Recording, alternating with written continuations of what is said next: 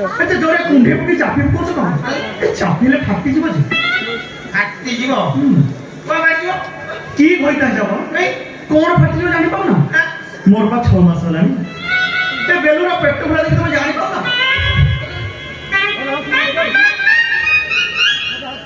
ହଲଉଛ କଣ? ମୋ ଛୁଆଟା ହଲିଯିବ ଯେ। ଏ ତୁମେ କହୁଛ କଣ? ଅପନ ଯିବାକୁ ବାଟ ନାହିଁ। ଏ ହଂସ ହେଲା କେମିତି? କି ଛୋକରା ହେଇଛ ବା? ତମେ ତ ସଞ୍ଜବେଳେ ସବୁଦିନ ପେଟେ ମଦ ପିଇ ଆସ, ରାତି ସାରା ଘୁଙ୍ଗୁଡ଼ି ମାରି ଶୋଉଛ, ସକାଳେ ଉଠ 10 ଚକିଆ ଚଢ଼ିଲେ ତମ ନିଦ ହୁଏ ନା। ତମେ ଜାଣିବ କେମିତି? ଆଉ ହେଲା ତୋରି କଥା ହେଲା 10 ଚକିଆ ଚଳିଗଲେ ତ ମୋ ନିଦ ଭାଙ୍ଗେନି। ହେଲେ ହଂସ ହେଲା କେମିତି?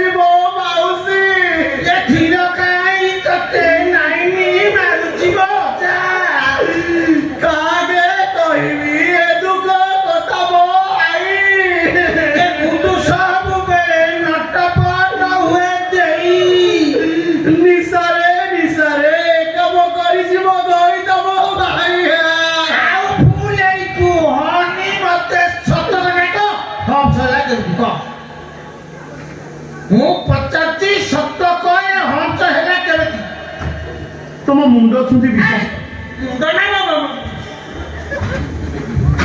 ମାନି ଯା ସତ କଥା କହ ହଂସ ହେଲା କେମିତି କହ? ବାହାରି ପଡା ଜଗିନି କିଆ ବୁଢା। ମୁଁ କଣ ଭିଡିଓ ସୁଟିଂ କରିକି ରଖିଛି ତତେ ପ୍ରମାଣ ଦେବି?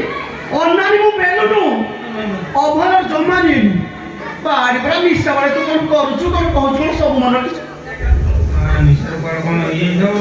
ହଉ ହେଲା ହେଲା ଯଦି କହୁଛୁ ମୁଁ ଏଥିରେ ଭାରି ଖୁସି। ତୁ କଣ ଖାଇବୁ କହିଲୁ? ହଲିସ୍ ନା ନା ମୋ ଛୁଆଟା ମୋଟା ହେଇଯିବ। ସେଟା କଣ? ନା ମୋ ଛୁଆକୁ ଡାଇବେଟିସ୍ ହବ। ମଟନ ପଳଉ ନା ମୋ ଛୁଆ ଚର୍ବି ବଢିଯିବ। ଫଳ ନା ଆପଣ ମୁଁ କଣ ଜାଣି କଣ ନାହିଁ କଣ କହିଲେ? କଣ ଖାଇବୁ କହୁନୁ? କଣ ଖାଇବି? ମୁଁ ଦିନକୁ ଅଧକିଲେ ଆଚାର ଖାଇବି। କଣ ଖାଇବୁ? ଆଚାର ଆଚାର ଅଧ କିଲେ ଦିନକୁ? ଆଉ ଛୁଆ ଜନ୍ମ ହେବାକୁ ଆହୁରି 3 ମାସ ବାକି। 3 ମାସ ଆଚାର ଖାଇବୁ ଅଧ କିଲେ ଦିନକୁ? 3 ମାସରେ 45 କିଲୋ ଆଚାର ଖାଇବୁ। ଏବେ ତ କହୁଥିଲ କଣ ଖାଇବ ଆଚାର କଥା ଶୁଣି କଣ ତମେ ଏମିତି ହେଇଯାଉଛ? ଆଉ କିଛି ତ ବୁଝିଲାନି 45 କିଲୋ ଆଚାର ଖାଇବୁ। ସେ ଛୁଆ କଣ ଖାଇବ? ମୋ କ୍ଷୀର ଖାଇବ? ଇଏ ତ ଚଟକଣା ମୁଣ୍ଡ ଛିଣ୍ଡିକିନା ପଡିବ। ଛୁଆ କ୍ଷୀର କୋଉଠୁ ଖାଇବ? କ୍ଷୀର ଥବେ ଛେଳେ ଚିଣ୍ଡାଇ ଦେବ। ଚାଲ ଚାଲ ତୋର କିଛି କାମ ଧନ୍ଦା କରିବା ଦରକାର ନାହିଁ। ତୁ ଘରେ ବସିବୁ ମୁଁ ସବୁ କାମ କରିବି। ଚାଲ ସତରେ ମୋ ଧନ ମୋ